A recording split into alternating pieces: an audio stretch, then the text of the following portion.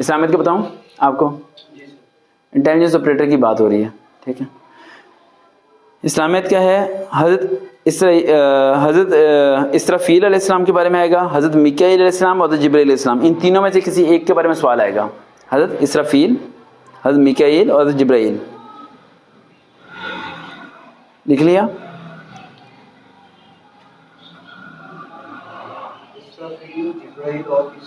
Mikail.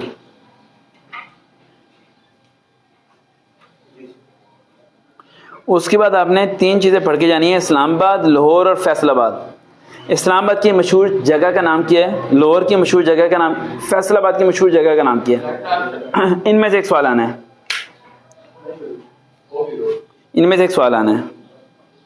Famous place. हाँ जी, famous place. उसके बाद रिवर्स के बारे में पढ़ के जाना है हमने, रिवर्स, पाकिस्तान की रिवर्स के बारे में।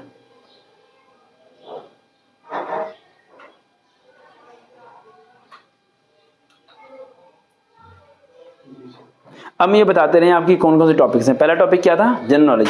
जनरल नॉलेज का मैं थोड़ा सा बताता हूँ आपको। जनरल नॉलेज में आप कोशिश करें कि पिछले 2 साल के और पेपर ले लें, आप उससे थोड़ा बहुत स्टडी कर लें, लेकिन उसमें से सवाल एक भी नहीं आना। तो जनरल नॉलेज पे लगा लें आप क्रॉस, इसे आपने पढ़ना ही नहीं है, इसका ट्रिक ही फॉलो कर। अगला पॉइंट कौन सा है? Intelligence question. इंटेलिजेंस क्वेश्चन कौन से होते हैं? इंटेलिजेंस क्वेश्चन कहते हैं वर्बल नॉन वर्बल क्वेश्चंस, जैसे कि तस्वीरों वाले सवाल आएंगे, पिक्चर्स वाले, जिसे आगे लिखते हैं gesture language, GASTURE, gesture language. Gesture language किसे कहते हैं? अशारों वाली जुबान। जैसे कि उसने आपको 3 तस्वीरें दी होंगी और वो आपको कहेगा कि 4th वाली पिक्चर कौन सी है इसकी, नीचे से आइडेंटिफाई करें। इसके लिए बेहतर तरीका ये होता है कि अगर किसी बच्चे ने आर्मी का टेस्ट दिया हुआ है तो उसमें वर्बल नॉन वर्बल के क्वेश्चन आते हैं, तो आप गूगल पे सर्च करें वर्बल ऑनलाइन क्वेश्चन प्रैक्टिस और non verbal online question practice, तो वहाँ आपको मिल जाएंगे। वहाँ पर आप उसे क्या कर सकते हैं? आसानी से प्रैक्टिस कर सकते हैं। उसके बाद पाकिस्तान अफेयर्स। पाकिस्तान अफेयर्स में 1947 लिख लो पॉइंट्स। 1947, 1973, 1965 और 1945 से 46, 45 से 46।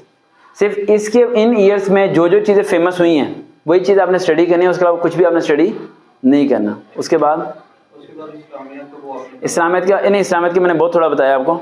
इस्लामियत में आपका नमाज, रोज़ा, ज़कात, हज के बारे में नहीं आना। आपकी जो पोस्ट है ये ज़हन में रखेंगे, इस पोस्ट में 2 किस्म के लोग अप्लाई करते हैं, ठीक है, एक मुस्लिम्स और एक नॉन मुस्लिम्स। तो जब भी वो पेपर बनाते हैं तो पेपर वो ऐसा बनाते हैं जो मुस्लिम नॉन मुस्लिम दोनों सॉल्व कर सकें। तो कभी वो ऐसे, आप देखें, आप पहले सवाल से समझ जाएं कि उन्होंने फरिश्तों के बारे में जिक्र किया, ये कॉमन क्वेश्चन है जो दोनों जगह रेलिवेंट हो जाता है। इसी तरह वो क्वेश्चन क्या करेंगे? तौहीद के बारे में करेंगे जो दोनों जगह रेलिवेंट हो जाएगा। उसके अलावा क्या करेंगे? आसमानी किताबों के बारे में करेंगे जिसमें 4 किताबों के नाम आ जाएंगे। दिमाग चल रहा है? ये वो क्वेश्चन करेंगे जो रेलिवेंट होगा, ठीक है। शिर्क के बारे में करेंगे, ठीक है। हर मज़हब में ये है कि उसके अपने खुदा के साथ किसी को शामिल ना करो, हिंदू के अलावा, ठीक है। जो अहले किताब है उनकी बात कर रहा हूँ मैं, ठीक है। वो हिंदू तो अहले किताब है नहीं, ठीक है। उसके अलावा इस तरह करके सारे बेसिक क्वेश्चन आएंगे, लेकिन नमाज, रोज़ा, ज़कात, हज के बारे में क्वेश्चंस नहीं आएंगे। अगला टॉपिक कौन सा है?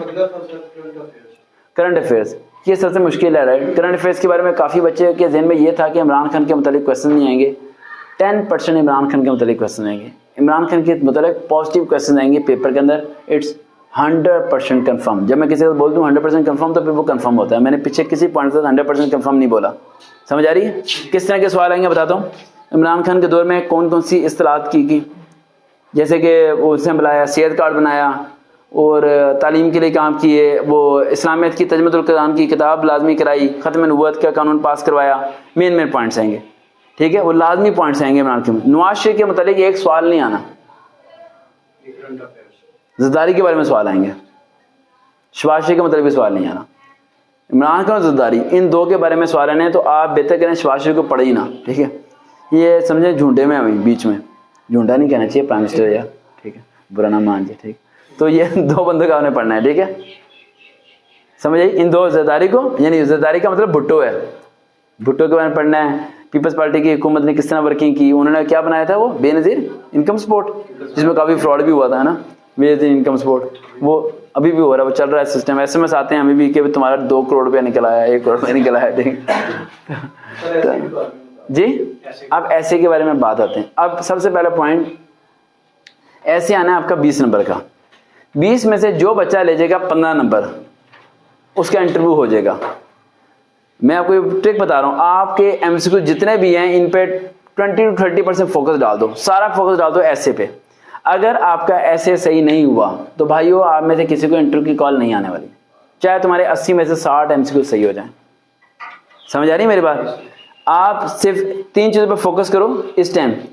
इस्लामियात वो तुमसे हो जाएगा, दूसरा वो पाकिस्तान अफेयर्स, करंट अफेयर्स, इन पे फोकस कर लो आप, ठीक है। इंटेलिजेंस, जनरल नॉलेज को आप छोड़ दो, और ऐसे ये 3-4 चीज़ों पर फोकस करो, तुम्हें इंटरव्यू की कॉल भी आ जाएगी। और इस यहाँ पर सैलरी पैकेज बहुत अच्छा खासा सैलरी पैकेज मिलता है, ठीक है। और फैसिलिटीज़ भी अच्छी मिलती हैं, और रेपुटेटेड जॉब है, वैल्यूएबल है, वैल्यू बहुत है, और आपके एक फ़ोन से थानों में बहुत रेफरेंस चलता है, ठीक है। मैं अक्सर कभी किसी स्टूडेंट को मैं कोई काम कहूँ तो बैठे बैठे यहाँ से यानी से मैंने उसे FIR नंबर बताना है किसी का, तो उसने कहना सर जी ये पूरी डिटेल है उसकी, ये या थाना, यानी इतनी आपके पास अथॉरिटी होती है कि आप वो सब चीज़ें देख सकते हैं, जो कि एक आम थानेदार किसी और थाने की चीज़ें नहीं देख सकता। इतनी रसाई होती है आपके पास, और अप्रोचेज भी आपके पास काफ़ी होती हैं। और ये पोस्ट बहुत अच्छी है। और एक पॉइंट बताता हूँ बीच में, इस पोस्ट में रेफरेंस की ज़रूरत नहीं है। मेहरबानी करके किसी को पैसे देने की कोशिश न करें। मेरे पास जितने बच्चे रेकमेंड हुए इस पोस्ट पे, ईमानदारी से गए हैं, सिलेक्ट हुए हैं। और जिस फ़याद लड़के की मैं बात कर रहा हूँ वो कॉन्टैक्ट बेस पे था, लेकिन परमिट उन्होंने कर दिया था, इस टाइम परमिट जॉब कर रहा है, ठीक है। और परमिट 80% हो जाते हैं और 20% परमिट नहीं हो पाते। और नया होने की वजह होती है कि उनकी नाअहली, जैसे कि छुट्टियां बिला वजह शादी करना, ठीक है, काम ना करके देना, वेले रहना, ठीक है, अपनी मैनेजमेंट से बिगाड़ के रखना, बस 2 साल गुजारने। क्योंकि एक बार उन्होंने आपको रख लिया, चाहे आप जैसे भी हो, उन्होंने 2 साल आपको गुजारने हैं, 2 साल आपने गुजारने हैं, आपने 2 साल वहाँ पर, ठीक है। वो 2 साल गुजरने के बाद उन्होंने आपको फारग करना है, तो बेहतर है कि आप अच्छे तरीके से चलो, तो बेहतर हो जाता है। थोड़ा बहुत अप एंड डाउन आता रहता है। अगला पॉइंट, इसके इंटरव्यू में जो सा है, आपने रिटन टेस्ट पास कर लेंगे आप, ठीक है।